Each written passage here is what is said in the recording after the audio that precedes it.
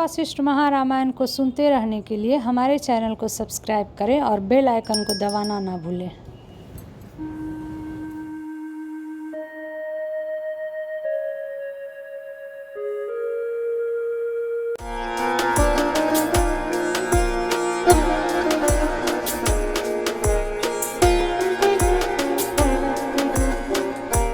योग वासिष्ठ महारामायण उत्पत्ति प्रकरण 7वां सर्ग। पूर्व कहा, जो देव सो दूर नहीं है किंतु इस शरीर में ही नित्य संस्थित चिन्मात्र रूप से विश्रुत है।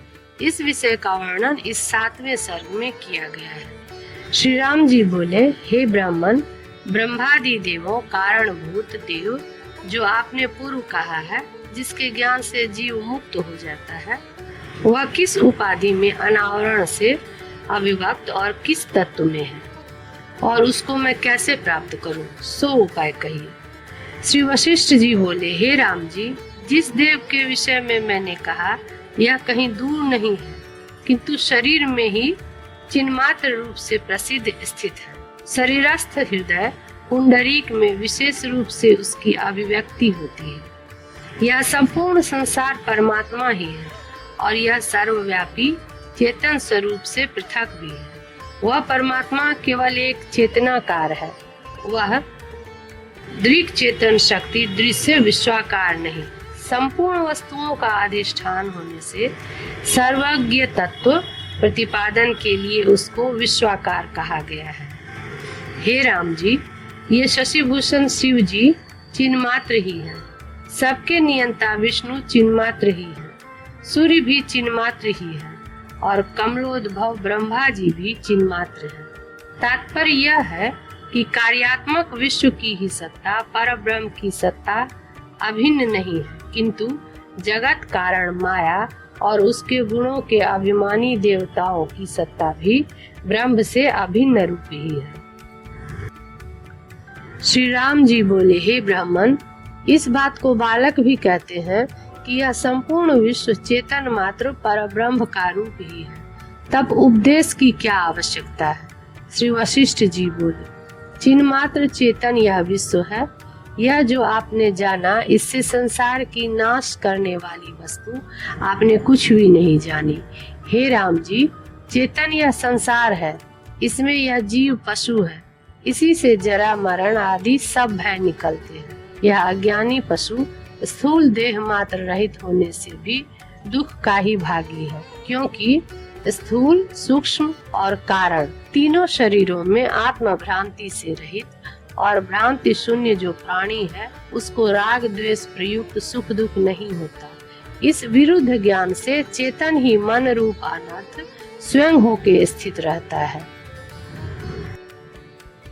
चेत्य अर्थात विषय से निर्मुक्त होना अथवा अचेत्य विषय शून्य केवल आत्मा की ओर उन्मुख होना, यह इसकी ज्ञानावस्था है। इसको जान के पुनः शोक नहीं करता, पर कारण भी जिससे अधस्तात रहता है। ऐसे शुद्ध आत्मा के ज्ञान से मूल अविद्या का नाश होने से अविद्या का कार्य अंतःकरण के साथ तादात्म्य अध्यास लक्षण हृदय की ग्रंथियां नष्ट हो जाती है। उनके नाश होने से तन्मूलक संपूर्ण संशय भी छीन हो जाते हैं। बिना ज्ञान के चेत्य विषय की ओर उन्मुखता का निरोध सर्वथा अशक्य है। तब भला दृश्य की शांति कैसे हो सकती है। अचेत्य चित्त स्वरूप जो मोक्ष है, वह भी पूर्वोक्त चेत्य असंभव रूप ज्ञान के बिना कहाँ, क्योंकि हठ समाधि से चैत्य के निरोध मात्र से बिना दृश्य का बाध हुए केवल स्वरूप की उन्मुखता जो मोक्ष में आवश्यक है, होती ही नहीं। हे ब्राह्मण, जिस जीव मात्र अंतःकरण आदि सहित के ज्ञान से संसार नष्ट नहीं होता, वह आकाश रूप वाला जीव कैसा और किस आधार पर है? क्या संसार कोटि में है व उससे पृथक? हे ब्राह्मण, साधु समागम और सत शास्त्रों से जो परमात्मा संसार रूपी समुद्र से पार करने वाला जाना जाता है, वह भी कैसा है? तात्पर्य यह कि यदि जीव संसार कोटि में है तो उसका तारक कैसे हो सकता है? क्योंकि समुद्र को ही कोई समुद्र से पार नहीं उतार सकता।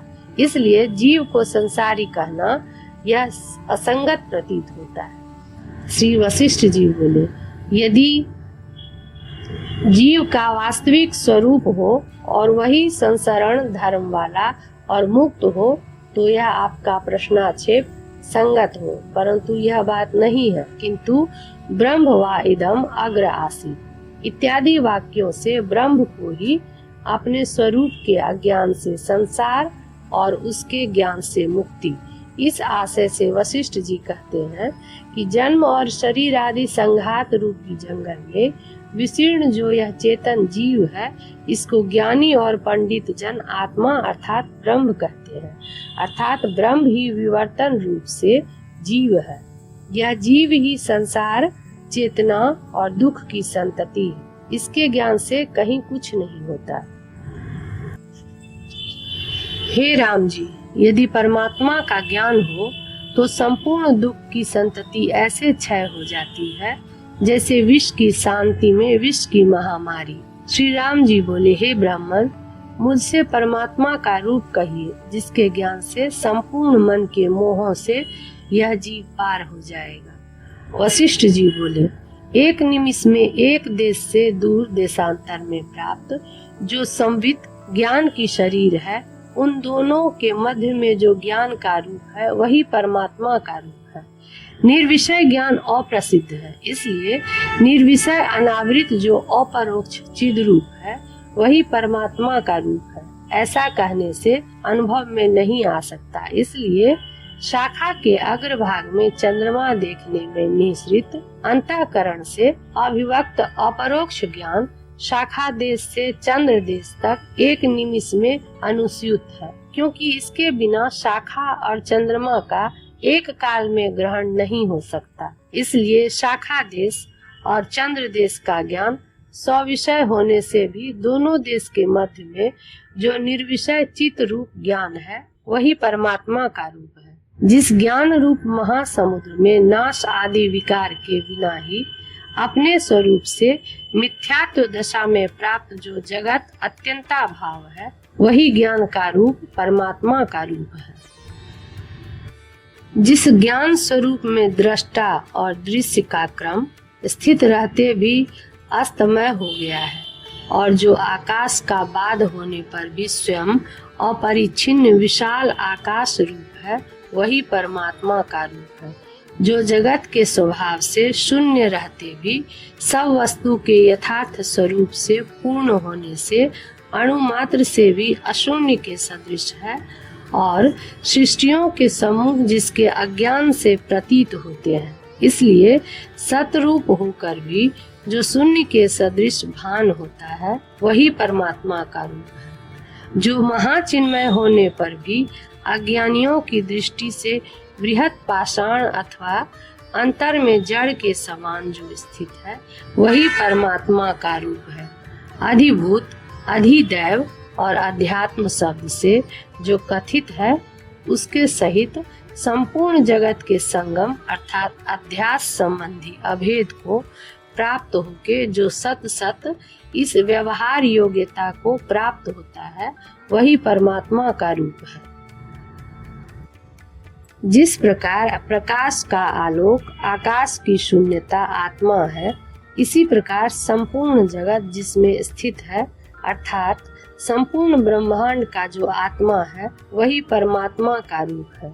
श्री राम जी बोले, जो वस्तु प्रमाणों से जैसी निश्चित होती है वह उसी रूप से सत होती है, न कि रूपांतर से, और ब्रह्म प्रमाणों से नहीं भान होता। इसलिए सत रूप परमात्मा कैसे जाना जाता है और अनेक प्रमाण सिद्ध इस विशाल रूप जगत नाम वाले दृश्य का असंभव कैसे है। श्री वशिष्ठ जी बोले, आकाश में जैसे नील वर्ण की भ्रांति है, ऐसे ही इस जगत संबंधी उत्पन्न भ्रम का अत्यंताभाव निश्चित होने से प्रतिबंध की निवृत्ति से महावाक्यों से ब्रह्म का बोध होता है और प्रतिबंध की निवृत्ति ब्रह्म में अध्यस्त द्वैत के मिथ्यात्व ज्ञान से होती है, क्योंकि सर्पादि की भ्रांति के बाद हुए बिना रज्जु के रूप का बोध नहीं हो सकता। दृश्य के अत्यंताभाव को छोड़ ब्रह्म का रूप किसी कर्म से नहीं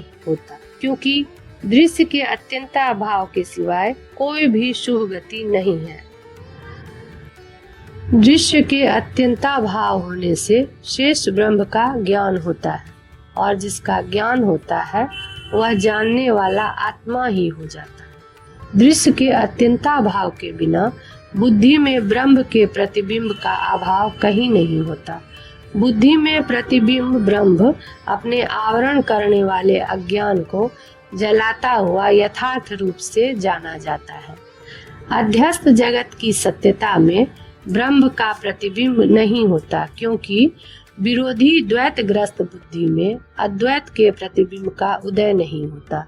और जैसे दर्पण बिना प्रतिबिंब ग्रहण किए नहीं रहता, ऐसे ही बुद्धि भी बिना प्रतिबिंब के कदापि नहीं रह सकती। इस जगत नाम वाले दृश्य के मिथ्यात्व निश्चय के बिना परम तत्व ब्रह्म को कभी किसी ने नहीं जाना। श्री राम जी बोले, हे मुने, इतने विशाल परिमाण वाले इस जगत नामक दृश्य की सत्ता का अत्यंत अभाव कैसे? भला कहीं सरसों के उदर में सुमेरु पर्वत कभी रह सकता है?